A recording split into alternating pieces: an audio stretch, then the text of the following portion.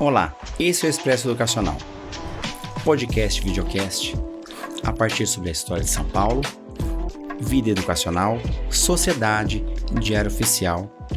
Sou Christian Snick, diretor na rede municipal, entre outras participações. A partir daqui é uma visão não somente de um profissional de educação, mas também de um membro da sociedade paulistana e brasileira. Venham conosco. Olá, sou o professor Christian Snick. Esse é mais um programa do Expresso Educacional. Hoje temos uma convidada especial em nosso programa. A professora Soraya está aqui presente, né? O tema de hoje vamos falar sobre educação especial e a real inclusão. Tudo bem, Soraya? Tudo jóia, Christian, tudo bem. Prazer enorme estar aqui com você. Prazer enorme colaborar. Espero ajudar muita gente com essa conversa nossa, de trazer um pouquinho da real do que acontece na escola, do que é educação inclusiva neste município e também no Brasil, né? Porque a gente precisa diferenciar as coisas. E esse é o foco de hoje, gente. Vamos falar de educação real, educação lá no chão da escola. Nós dois somos do chão da escola. Mas, Soraya, conte para nós um pouquinho da sua experiência. Como você começou na educação, o que te atraiu para a educação? Era uma vez... Assim, eu gosto de me apresentar da seguinte forma, Christian, e aí já tratando um pouquinho dessa coisa da inclusão, Ótimo. Né? Eu gosto de me apresentar assim, eu sou uma mulher preta, de cabelos grisalhos, gordinha, mãe de um homem preto, e que trabalho com educação especial já há uns 20 anos, né? Você falou de como eu cheguei na educação. Eu sou uma mulher preta que nasci na Vila Brasilândia, periferia, né? Que opções de educação a gente tinha? Eu fui fazer o técnico em magistério. E de lá eu saio para lecionar no estado, mesmo antes de terminar o magistério, porque naquela época eles contratavam estagiários, a gente recebia metade do salário do professor.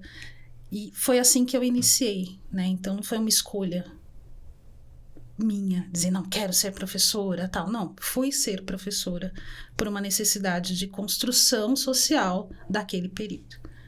Né, da minha vida e da vida de muitas outras mulheres pretas periféricas que a gente tem por aí. Se a gente for olhar a quantidade de professoras pretas que a gente tem na escola, né, é um número grande. Sim. E muitas vezes a gente não escolheu. A gente foi escolhida pela profissão porque tinha que se virar, tinha que trabalhar e sobreviver. E escola é um negócio que você nunca fica sem emprego. O professor não fica sem emprego. Quando tiver criança, você não fica sem emprego.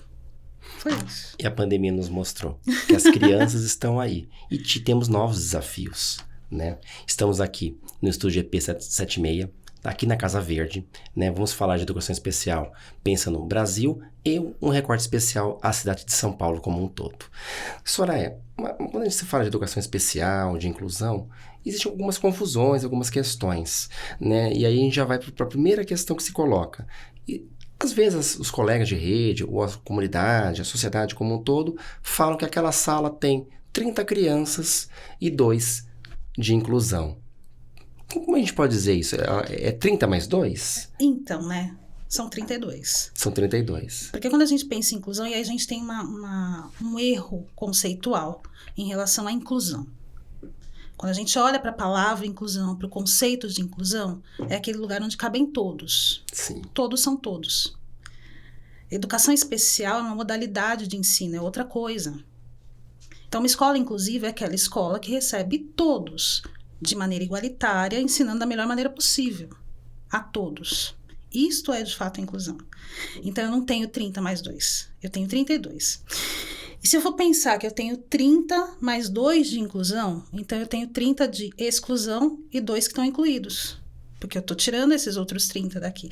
Pensando texto, né? São 32 crianças, ou são 35 crianças, ou são 40 crianças e 40 adolescentes, enfim, a gente sabe os tamanhos das turmas que a gente tem. Mas são 32, são 35. De uma turma que é heterogênea, ou seja, que tem crianças gordas, crianças pretas, crianças magras, crianças ricas, crianças pobres, enfim, tem criança, tem adolescente. Ou seja, é aquele conceito que inclusão não é somente pensando na educação especial, mas todas as questões específicas, né? Sim. Até as questões de etnias, né? A gente tem recebido, sobretudo no estado de São Paulo, do Brasil como um todo, muitos migrantes, refugiados dos países, e com eles vem toda uma questão cultural. Sim. Né? E aí, de fato, como fazer essa criança ser incluída na nossa rede. Exatamente. Né? Se fala muito na legislação do acesso e permanência. O acesso O ensino fundamental já está suprido oficialmente no Brasil desde 97, já está universalizado.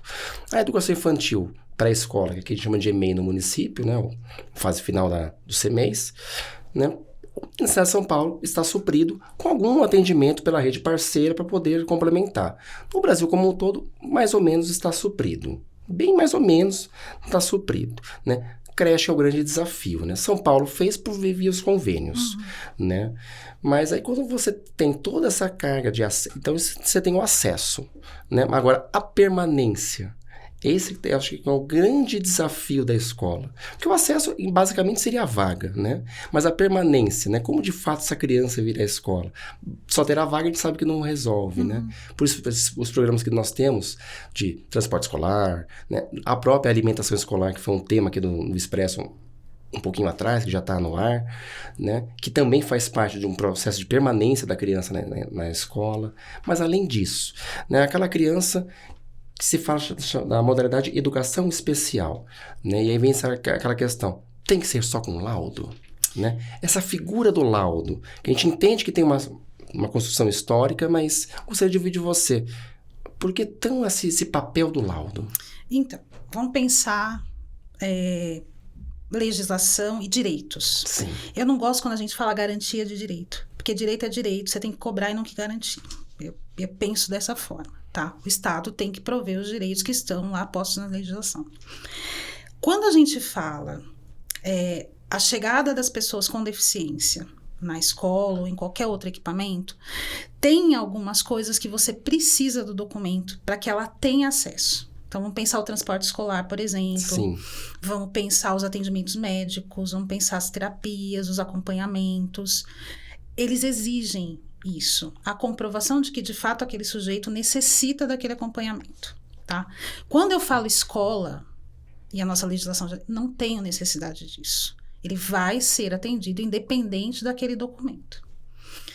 O que a gente tem é uma construção histórica, Christian, da doença. Então, este sujeito não cabe aqui porque ele é doente. Então, a gente tem essa construção do documento que vai tirar a responsabilidade do trabalho, falando, tá, por mais que eu trabalhe, como ele é doente, ele não consegue.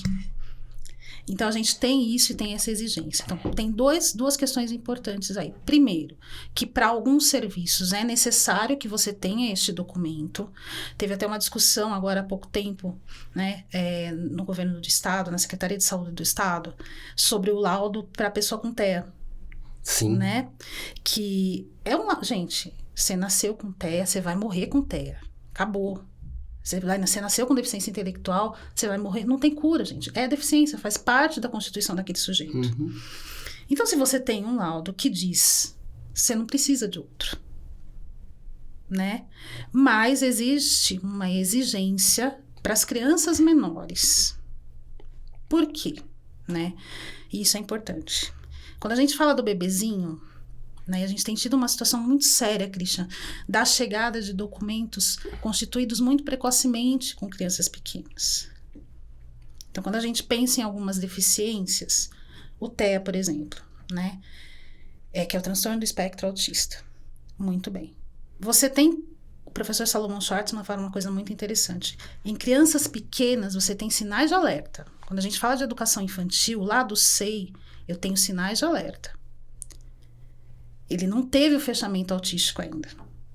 Então, se eu trabalho lá, aquilo que a professora faz, de estimular, de dar o brinquedo, de levar para o parque, aquele trabalho, ele pode, muitas vezes, fazer com que aquela criança evolua e não tenha o fechamento autístico.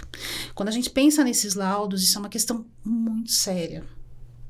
De chegar uma criança com 1 ano e meio, com um laudo fechado de TEA. Isso é muito sério. Porque você carimba na criança que ela é aquilo e que ela não vai evoluir para além daquilo. Isso acontece com todas as outras deficiências. Quando a gente fala de deficiência intelectual, por exemplo, você não tem o estereótipo, exceto aqueles que têm alguma síndrome, enfim. Os Downs, por exemplo. Por exemplo. Fisicamente você vê, né? Caracterizados. Mas 90% das pessoas com deficiência intelectual não tem o físico, né? Você não tem aparência. E aí você carimba na testa daquela pessoa que ela é aquilo para sempre. cientificamente, deficiência intelectual nasceu, vai morrer. Não tem cura, não tem milagre, não tem chazinho que cura. Não, ele é deficiente intelectual. Ele nasceu com TEA, uma pessoa que não foi cuidada precocemente, não foi estimulada precocemente, chegou no fechamento autístico, ok, vai ter que ser cuidada. E acho que é esse ponto, né? Quando você começa a fazer o diagnóstico, e aí se tem a questão que ele é um TEA, um transtorno do espectro autista, e acho que até a expressão é interessante, né? Porque antes você falava só autismo, né? Sim. Agora, quando você coloca transtorno do espectro autista, você amplia esse público e coloca outros também para serem olhados, né? Para serem também acompanhados, né? Quando a gente tem isso, em que momento a gente tem que se evitar a política excludente, né? De falar, ele tem TEA, e agora? Que essa é sempre a questão. E, ao mesmo tempo, o preconceito e também o receio das famílias de ter sua criança rotulada, né, pelos demais, né? Porque é uma coisa que acontece, né? Historicamente, nós fomos constituídos... Eu gosto de dizer que não é culpa de ninguém. Isso é construção histórica. Eu, você, que somos mais vintage, assim, né? Pessoas um pouquinho mais antigas, a gente foi constituído sem ver pessoas com deficiência, sem conviver com pessoas com deficiência. Então, eles não existiam, porque estava guardadinho. Isso é construção histórica, né? E quando tinha, e a gente tem uma construção histórica que mostra por que isso acontece, em muitos momentos, né, durante a história e até hoje, ele é o reflexo do teu pecado. Ele tem deficiência porque você fez alguma coisa errada. Então, os pais ficam com vergonha e ficam com medo.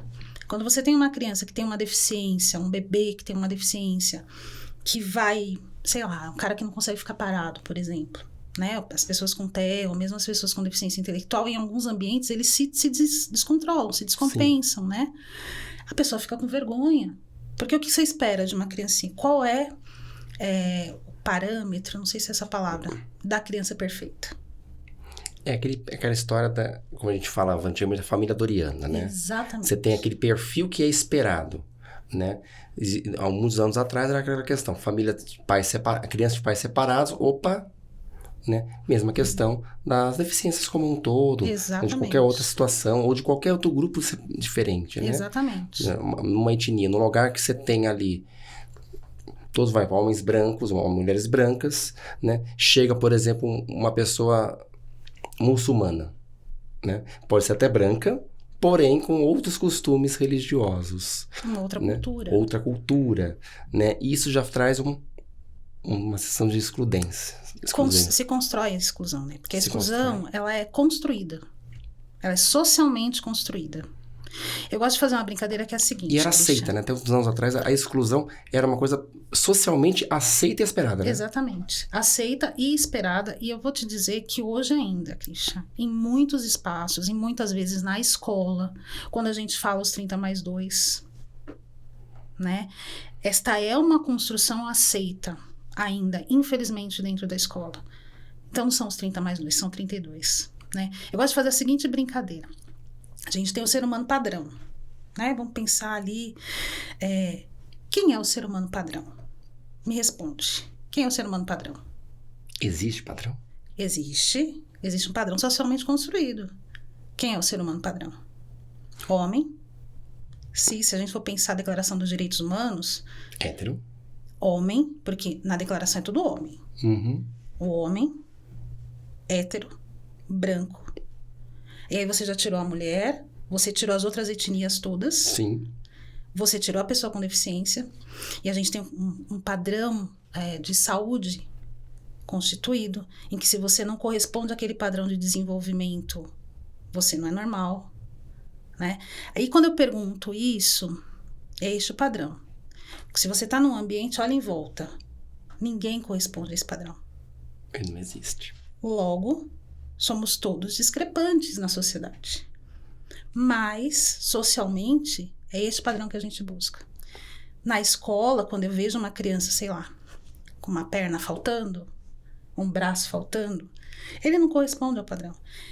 E de maneira muito normal, a gente já vai olhar para esse sujeito e falar, ele não consegue. ele não dá conta. Porque a gente foi construído entendendo que esses sujeitos não dão conta, eles precisam ser cuidados. Sim. E aí a gente vê lá, sei lá, uma pessoa com nanismo, por exemplo. Pessoa com nanismo, ai, coitadinho. Aí a gente pega no colo, a gente faz carinho. Não, esse sujeito não quer isso. Esse sujeito quer ser aceito como ele é, ele quer fazer parte. Sim. Assim como qualquer outro. Né? E aí você traz uma coisa interessante, né? Ainda hoje a gente tem toda esta visão. Sim. Mas até os anos 90, sobretudo a partir dos anos 2000, que a gente vai ter uma grande mudança na legislação, vários estudos, né? Que mostram a importância de estar as pessoas totalmente, realmente integrados e incluídos. Ou seja, todos no mesmo espaço. Sim. Né? A gente sabe que isso envolve formação. Né? A formação básica ou formação inicial ainda tem muito a avançar, né? Mas a gente também fala muito da formação continuada, né? E esse que talvez é o nosso grande desafio na escola, porque as pessoas vieram de várias formações iniciais, de várias épocas, mas agora estão ali na linha de frente, estão ali no trabalho. E aí você vai ter que dar conta de formar essas pessoas. De formar essas pessoas, ou até de reformular algumas coisas no tecido da sociedade do entorno da escola. Sim. Né? Que esse é também um papel da escola. Não adianta ela só pensar para dentro, ela tem que olhar para fora. Né? E aí a gente tem alguns desafios. Um deles, quando a gente fala de apoio aos professores, ou sobretudo às crianças, mas a fala que você tem apoio ao professor, coisa que eu não concordo muito, porque não é só o professor. O foco principal é a criança, adolescente. Né? Se essa criança, adolescente vai ter um apoio, vai ter uma estrutura, uma rede de apoio a ela, é claro que todos os profissionais do entorno vão fazer parte dessa rede, né? Mas nessa linha, a gente vê que o ensino fundamental, durante um bom tempo, ele tem alguns serviços, né? Hoje em dia a gente pode dizer, né? Sobretudo aqui na cidade de São Paulo, que você tem um professor de apoio especializado, você tem um professor, no caso, para as questões de alfabetização, né? São os professores de apoio pedagógico. Isso a gente fala na rede municipal, gente. Outras redes têm outras constituições, né? Mas você tem essa estrutura no ensino fundamental, até de espaços físicos para a realização dessas atividades ou para dar suporte a esse tipo de atividade. Não em todas as escolas, mas a gente percebe na maioria, né? E na educação infantil, né? Que muitas vezes os espaços hoje ainda são todos tomados por salas para ter as crianças, né? Porque a gente falou um pouquinho antes, que a pré-escola e a creche na rede municipal, que a gente chama de SEI e EMEI, né? Mas a gente usa aqui as duas referências, porque a gente está fazendo um programa aqui nacional, estão atendidos. Mas a gente sabe como está esse atendimento. Foi usando todos os espaços disponíveis fisicamente para poder atender demanda. Então, é o acesso, né? Essa permanência. Como é que a gente pode tratar, à luz da legislação de hoje, né, essa real inclusão e apoio a essas crianças? Aí, primeiro, eu gostaria de ouvir na creche, né? E depois na pré-escola, ou seja, toda a faixa da primeira infância. Da educação infantil. Então, vamos lá. Primeiro, a gente tem que entender que o SEI, né, a creche, aqui em São Paulo, né, no Brasil, na verdade, não é ensino obrigatório ainda. Sim. Isso é uma questão muito séria, porque a gente está tratando aí de uma sociedade em que a gente tem crianças que não tem espaço de brincar, enfim. E aí eu interrompo. Sua opinião, creche deveria ser obrigatória ou não? Deveria. Como direito da criança? Deveria, porque ela foi constituída dessa forma como direito da criança, né? Sim. Se a gente for pensar enquanto ela era da assistência social, era uma outra conversa, mas quando vem para a educação, ela é direito da criança. Deveria ser. Porque a gente está pensando não numa sociedade bonitinha, né? Padrãozinha. A gente está pensando numa sociedade em que a gente tem famílias que têm espaço para a criança correr, para brincar, para fazer as coisas, para se desenvolver. E a gente tem famílias que não. Como é que essa criança vai brincar no espaço de 2x2, onde moram 15 junto com ela? Como é que você desenvolve esse corpo? Né? E aí a gente tem que falar de uma questão de desenvolvimento. E será que ela tem outras crianças na faixa etária dela? Será que alguém conversa com ela? Né? Eu me lembro que eu tive num e-mail, certa vez, eu já trato do assunto que você perguntou. Sim. Mas assim, em que tinha um menino, e aí foi, não, ele tem algum problema, porque essa criança não conversa. Ninguém conversava com ele. Ele não tinha questão nenhuma. Ele tinha uma questão que na família as pessoas não tinham o hábito de conversar. Então, na escola, ele não conversava com ninguém. E aí você senta com a criança, tem a paciência de estar ali e ele conversar. Então, a gente tem que entender que a gente vive numa sociedade que tem características muito específicas, né? E aí vamos falar do atendimento. Quando eu falo de deficiências físicas, por exemplo, eu preciso de um espaço acessível. Ponto. Sim. E quando a gente olha para os nossos espaços escolares, de maneira geral, a gente tem poucos espaços acessíveis de fato. Então, isso é uma coisa. Até porque, vamos conceituar, boa parte da nossa rede foi construída ainda numa época que não se tinha essa visão. Exato. Né? A gente não precisa ir muito longe. As escolas ainda até os anos 90 e parte dos anos 2000 ainda não tinham essa concepção. Exatamente. De rampas ou elevadores. Não só as escolas, né? Todos os espaços públicos de maneira geral. Ainda hoje a gente tem essa deficiência. Sim. Né? De unidades sendo colocadas em locais adaptados, que não se pensa em rampa, elevador ou qualquer outra forma. E que muitas vezes o prédio não comporta. Sim. Né? Se a gente pensar nas nossas escolas de maneira geral, para você reformar o prédio, para instalar um elevador ou uma rampa, é muito complicado, tá? Mas Exato. Isso é uma questão. Quando eu estou pensando, eu estou falando especificamente das pessoas com deficiência, Sim. né? Vamos pensar a pessoa com mobilidade reduzida ou um Sim. usuário de cadeira de roda, né? Uma pessoa que usa muleta, por exemplo, você não tem espaços adequados. Então, isso é uma questão. A gente precisa ter esses espaços Sim. adequados. E aí eu estou falando dos serviços que são necessários. Sim. Serviço de manutenção das escolas, por exemplo, que garanta isso. Tá? Desde o SEI. Porque a gente tem bebês usuários de cadeira de roda. E a gente precisa olhar para isso. Os outros serviços, eles vêm na história da educação do município de São Paulo acontecendo, né? E é uma escolha. A gente tem uma educação especial, inclusive, né? Uma educação especial na perspectiva da educação inclusiva, é assim que está escrito na legislação. Isso. Né? Baseada em serviços. Sim. E aí você tem uma questão de investimento, né? Então, qual é o investimento? Onde eu invisto primeiro? Naquilo que é educação obrigatória. E a gente começa pelas EMEFs, aqui em São Paulo, EMEFs, né?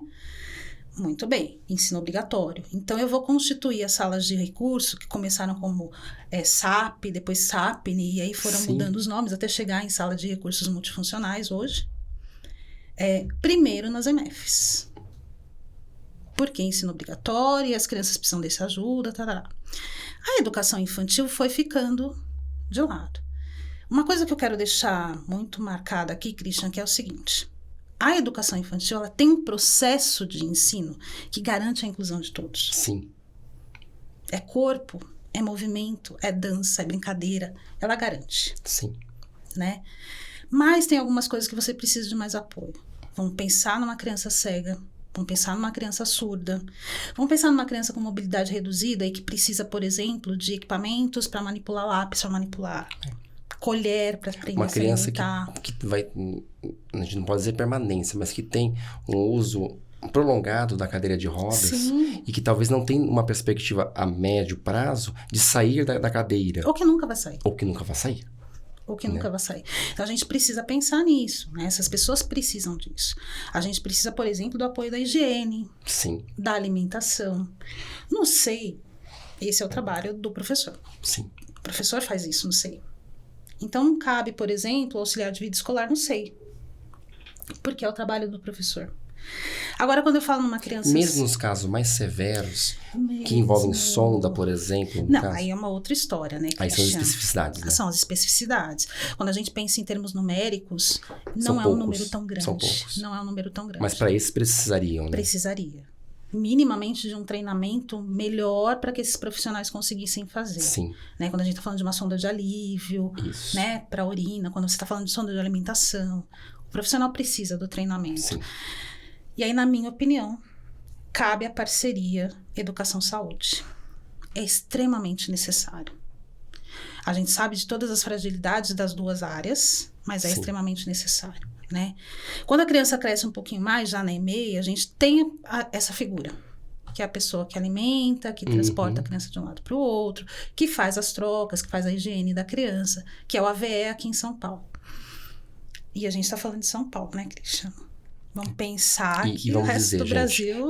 ainda é um desafio, talvez para grande parte do Brasil, né? Mas mesmo em São Paulo, a gente tem os auxiliares de vida escolar, ainda não é suficiente perante o volume, né, de demandas existentes, né?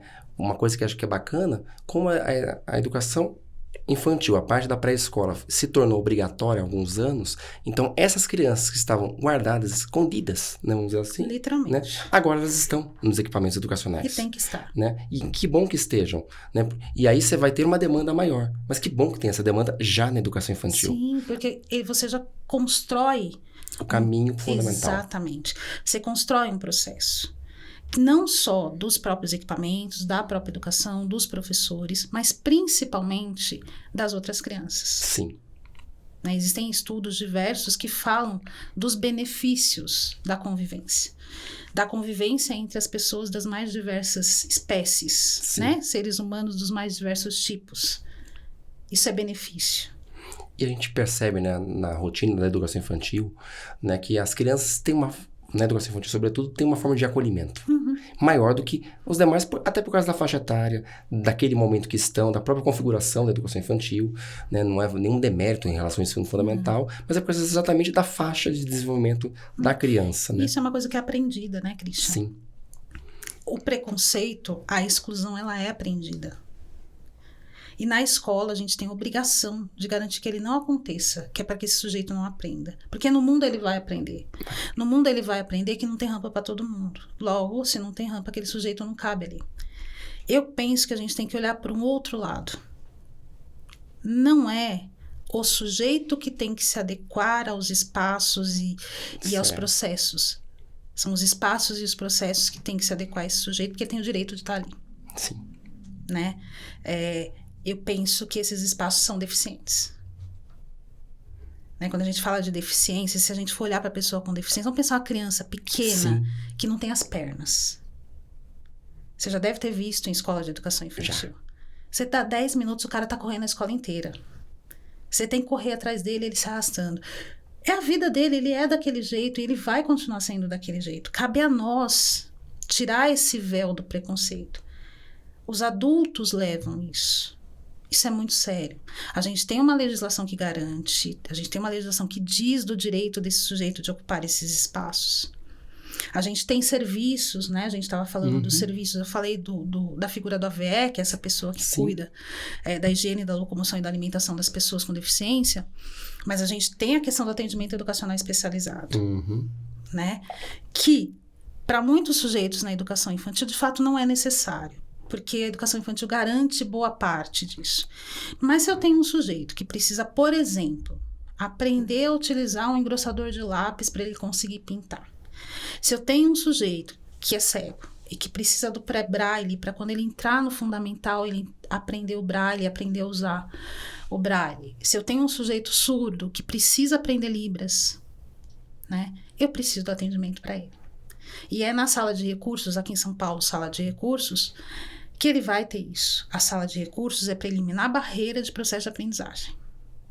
E na educação infantil ainda é um desafio muito grande a gente ter essas salas de recursos, né? Sim. Nessa perspectiva, claro, de que para os casos específicos... Para quem precisa. Né, para quem realmente precisa, né? Mas também naquela visão também já do colaborativo, né? Sim.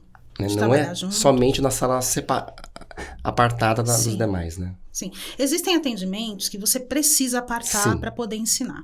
Vamos pensar o braille, né? Você precisa ter ali a concentração, o espaço, bonitinho, a libras. Que, na minha opinião, e aí é mais um cutucãozinho pensando Estado, pensando sociedade.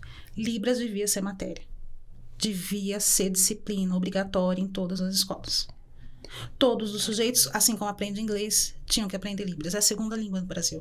Sim, oficial. É oficial. Né? E por que a gente não tem aula de Libras?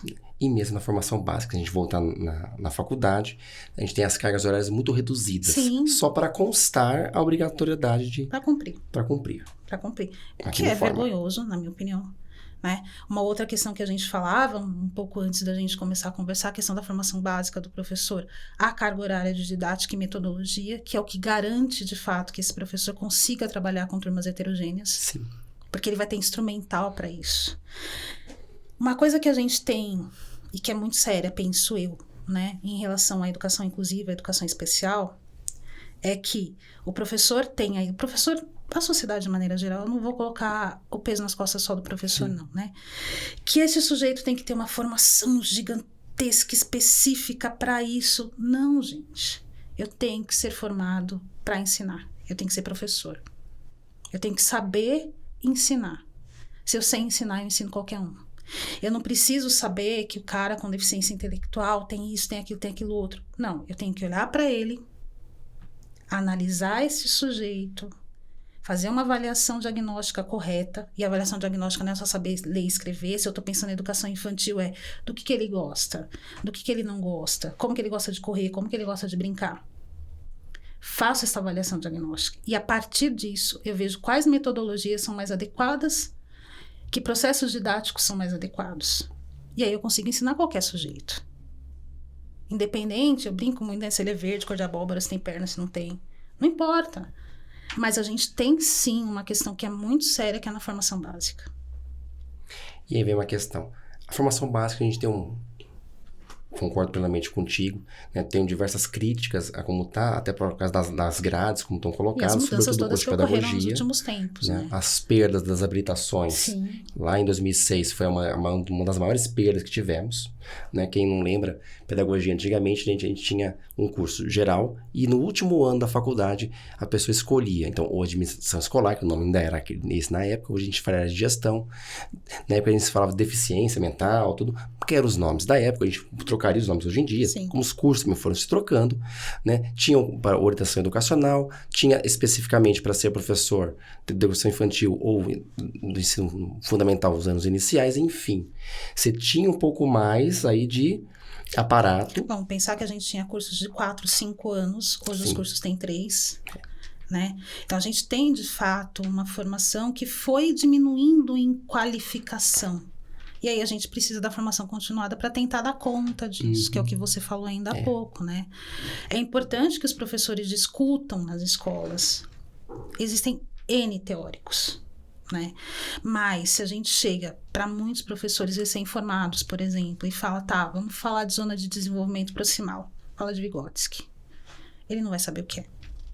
Então, na escola, na formação continuada, aqui em São Paulo a gente tem a GEIF, que é uma garantia extremamente importante.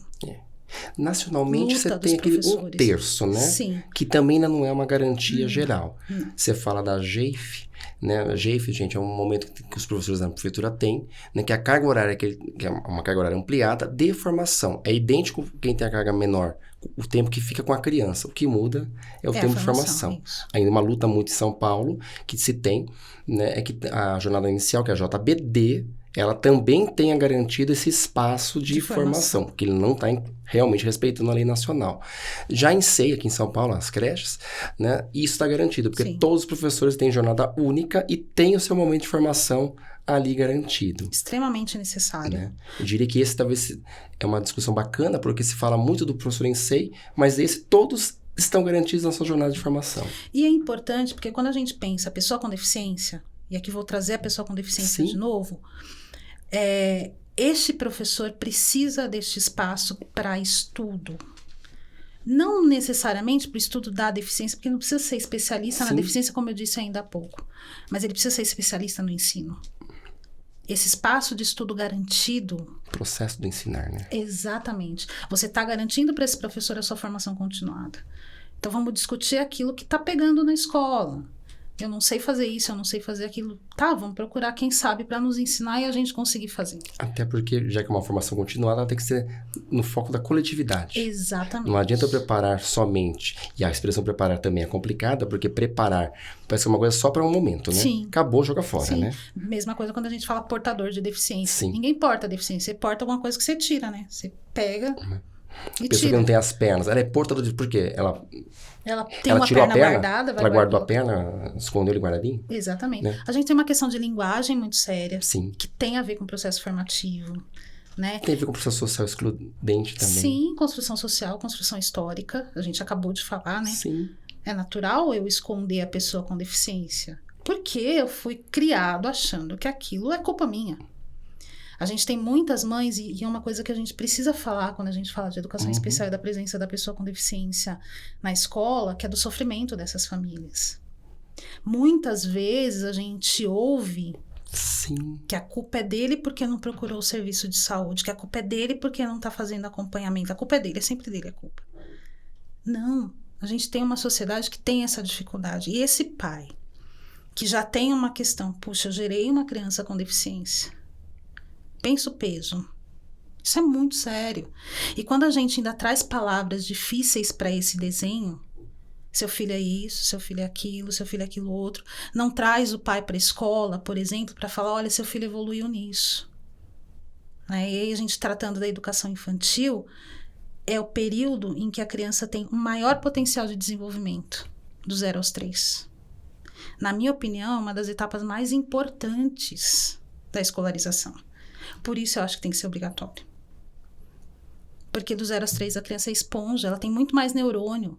Ela tem, o que você ensina fica. Né? E a gente pode falar de neurociência, de uma série de outras coisas, mas acho que é muita coisa para a gente trazer aqui. Mas é o período mais frutífero do processo de desenvolvimento. Então tem que investir sim na formação desse professor. Perfeito. Tem que investir sim nesse espaço. Quando eu falo da EMEI, a criança saiu do SEI, toda ali, aquele corpo está pronto para receber, né? Do 0 aos 3. Chegou lá, na educação infantil, na EMEI, você tem que garantir que isso continue. E eu estou falando de qualquer criança. Se eu tenho uma criança com deficiência, mais ainda. Porque ele demanda mais. Porque ele vai aprender, vai. Mas num outro tempo. Sim. Com mais investimento. Daí a análise do professor. Daí a avaliação diagnóstica do professor. Para olhar para esse sujeito e ver o que eu preciso pôr a mais para que esse sujeito consiga aprender.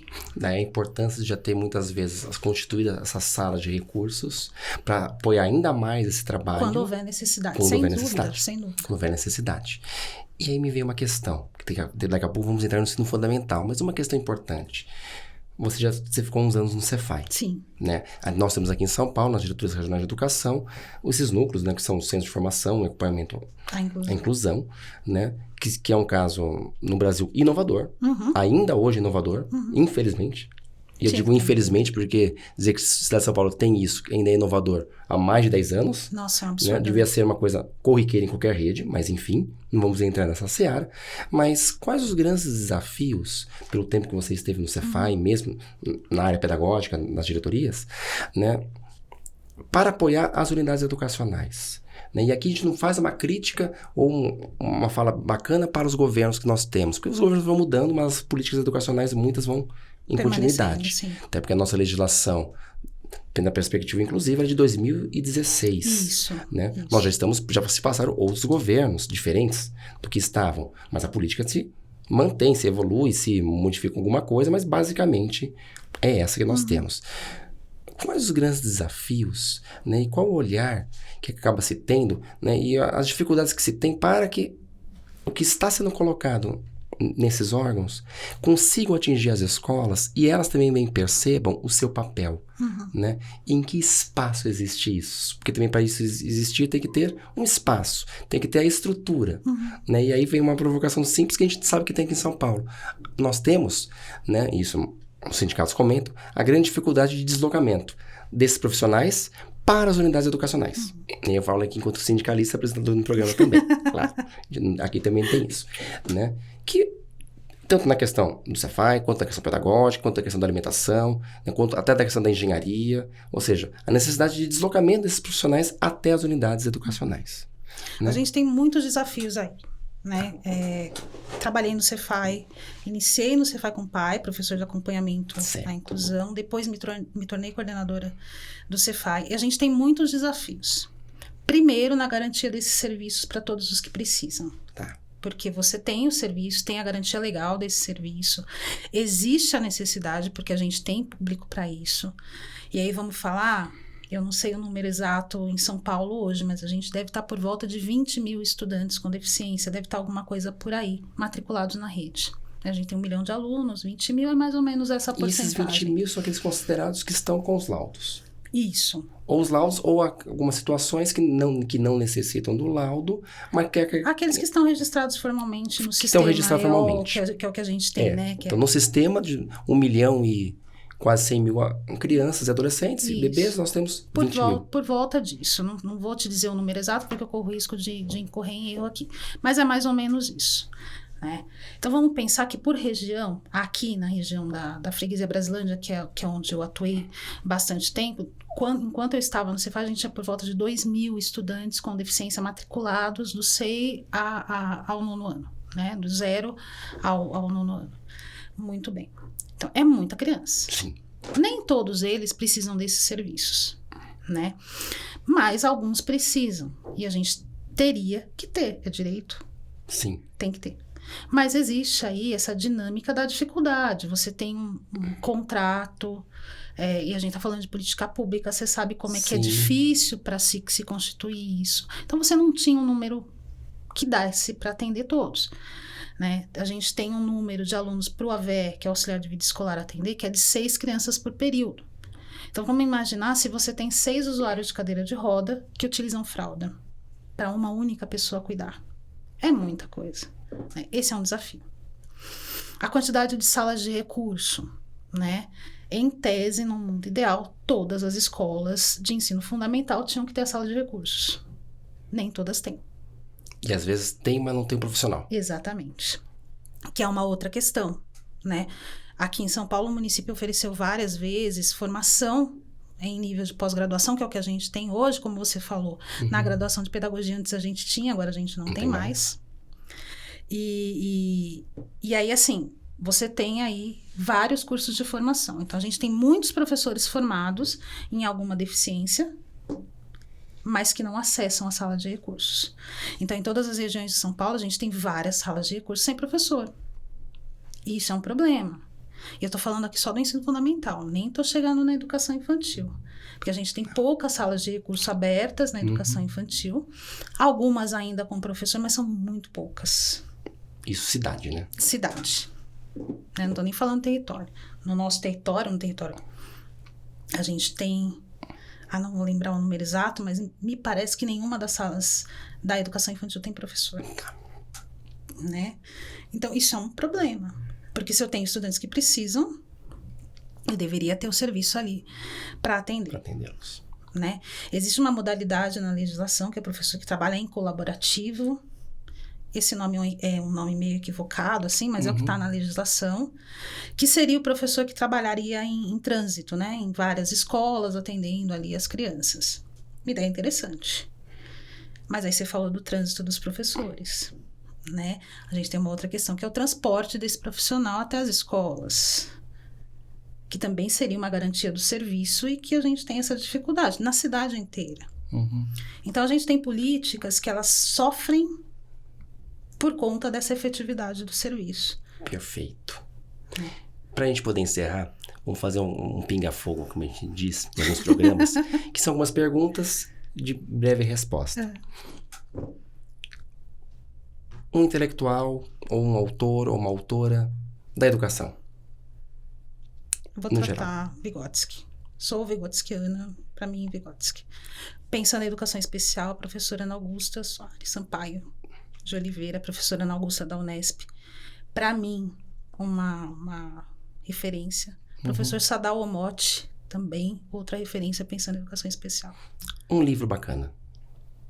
Longe da Árvore, do Andrew Solomon. Chama-se Longe da Árvore, é um tomo, é um livro gigante, assim, mas ele trata de questões da vida das pessoas diferentes. Ele não fala só da pessoa com deficiência, ele fala de uma série de pessoas que desviam. Eu gosto de chamar de desviantes. Eu penso que todos nós somos desviantes, né? Pensando aí esse padrão, essa coisa, eu acho que esse é um livro muito bacana, penso que todo mundo devia ler. Perfeito. E um último pinga-fogo, de todos os desafios que nós temos, qual o primeiro que talvez a gente tenha que investir mais? Pensando em educação especial? Educação especial ou educação como um todo? Educação como um todo. Eu acho que o investimento na formação inicial do professor, né? E o investimento na formação continuada. Mais um investimento planejado, Christian. Não adianta eu ter 250 milhões de cursos de formação continuada que não trabalhem diretamente as necessidades que a gente tem. Perfeito. Então, quando eu olho o município de São Paulo penso eu que a gente deveria ter uma análise das necessidades de fato. Se eu tenho professores com dificuldade de trabalhar com turmas heterogêneas, eu tenho que investir nisso. Se eu tenho professores com dificuldade de trabalhar questões de construção de aula ou de gestão de sala de aula, eu tenho que investir nisso. Então, penso eu que sim, investir na formação continuada, mas com um olhar planejado. Perfeito. E para podermos encerrar, pessoal, Soraya, foi um bate-papo gostoso. Obrigada. Estamos há mais de 40 minutos. Nossa, né? já passou tudo isso. Passou. Quando a coisa fica boa, o tempo voa. Suas considerações finais. Gente, eu penso o seguinte, se a gente vai falar de educação inclusiva, e penso que a educação inclusiva é o caminho, a gente tem que olhar para todos. A pessoa com deficiência é uma das linhas da educação inclusiva. Você trouxe a questão do migrante, a gente tem a questão da transfobia, enfim, a gente tem muitas questões de gênero que acontecem nos espaços escolares, principalmente quando a gente pensa em EJA, né? Então, é esse olhar para a formação do professor e esse olhar para que a gente não exclua. Nós somos uma sociedade excludente, fomos constituídos para ser uma sociedade excludente, mas a gente precisa mudar isso. E mudar é olhar para o que de fato existe, né? Penso eu que o nosso padrão deveriam ser os desviantes. E quando eu falo de desviante, eu estou falando de todo mundo que não cabe no padrão hétero, cisgênero, branco, enfim. É isso. Perfeito. Pessoal, esse é o Expresso Educacional. Fique conosco, a cada 15 dias um novo programa, tá? Acompanhe a gente nas plataformas Spotify, Deezer, outros tocadores e também no YouTube. Um abraço. Obrigada. Esse é o Expresso Educacional. Sou o professor Cris Chesnick. Siga a gente nas redes sociais e nos canais de podcast. Sempre sobre um tema de educação, vida em sociedade, história e dia a dia, a partir de um apaixonado da cidade de São Paulo, que é a nossa cidade paulistana e brasileira. Venha junto conosco. Abraço.